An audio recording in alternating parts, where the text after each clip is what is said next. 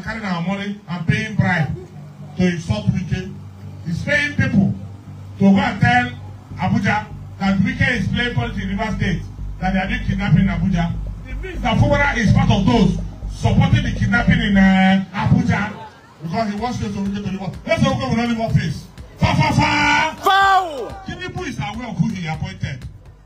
And I'm happy that Tinubu is happy that he's Wike delivering in the service of democracy. The political crisis in River State between the governor, Fubara, and his political godfather and former governor of River State, Wike, seems to have no end despite the agreement they signed after Tinubu intervened. They are now fighting through proxies and courts.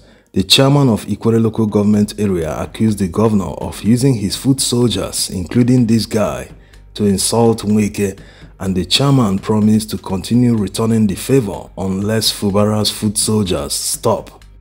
I told the chairman of our party that the only way that you can stop me from talking is when the likes of Chijok is sent by similar Fubara to stop insulting Wike. When they insult Wike, I will insult Fubara. So today, Fubara is a governor. He's not a governor, he's a governor. Because since he took office, May 29, he has done nothing for River people. That's the way so when he took office. From the first of office, started Operation Zero Port Gold. From there, he started doing projects. That's the way so in the first 3 months in office, did the over the internal road. Fubara should tell us what project has he done. Although he has no evidence that the governor is sponsoring whatever crime that is going on in the FCT, this is the result when you have wrong people in power. This is the same local government chairman kneeling down before Fubara sometime last year. What changed? Imagine the change that Rivers people would have experienced if the politicians spent more time delivering good governance instead of fighting themselves.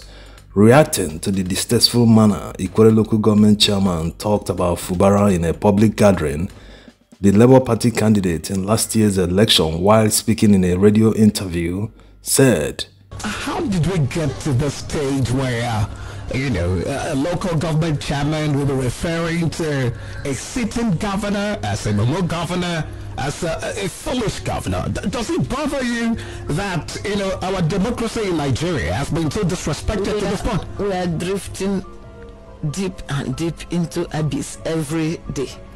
I don't know for that state, but in this state, because I don't see myself sitting as a governor, and then you will come there and begin to haul it, because in short, you will not be in this state. Because I will use every power at my disposal, because the governor is the chief security of this state, and I will declare him a persona non grata. And he will, in short, let's not go to that aspect. But let me say that anybody who lives in this state, for now you're a citizen of this state, I say the governor is mumu. You can do most mumu because the governor is your governor. And since he's the one ruling you with the mumu sense and the foolish sense. By the way, Beatrice Itubo withdrew her election petition against Fubara after filing an appeal at the Supreme Court. She and the Labour Party in River State decided to make a deal with the governor. According to Itubo, the main reason she contested for the governorship election was because Wike did not take the welfare of workers seriously during his time as governor. He owed workers pensions and gratuity, and there was no promotion. Itubo, being a former chairman of NLC in River State, said that part of the reason she accepted to withdraw her petition was because Fubara had already started addressing workers' welfare.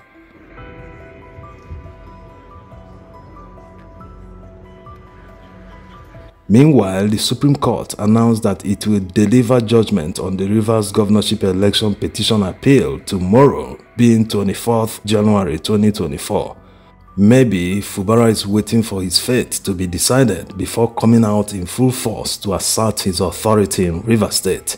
Like the Labour Party governorship candidate said, he might just come down hard on the local government chairman, whose tenure is about to run out anyway. On the other hand, a federal high court in Abuja declared that Fubara was liable because he withdrew all the processes he filed in the court, that the action is an admittance that all the allegations against him are true. The court went ahead and voided the presentation of the 2024 appropriation bill Fubara presented to his faction of the state legislature.